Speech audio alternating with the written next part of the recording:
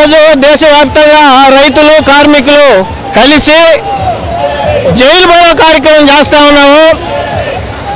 21వ సంవత్సరంలో ఢిల్లీలో జరిగిన రైతాంగ ఉద్యమంలో ఏదైతే హామీలు ఇచ్చారో రైతులకి వ్యవసాయ ఉత్పత్తులకి మద్దతు ధర కల్పించడంతో పాటు చట్టం చేయాలని చెప్పి నల్ల చట్టాలు మూడింటిని కూడా వెనక్కి తీసుకోవాలని చెప్పి ఆ రోజు రైతులు పోరాటం చేశారు.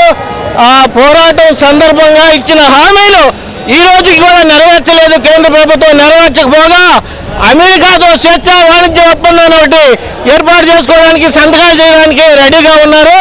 ఈ ఒప్పందాల్ని ఏదైతే అమెరికా, బ్రిటన్, ఫ్రాన్స్తో చేసుకున్న ఒప్పందాల్ని మేము ఒప్పుకోవాలి. ఈ భారతదేశ రైతాంగంలో మద్దతు ధర కావాలని చెప్పి గిట్టుబాటు ధర కల్పించాలని చెప్పి దాన్ని చట్టం చేయాలని చెప్పి కోరుతా ఉన్నాం.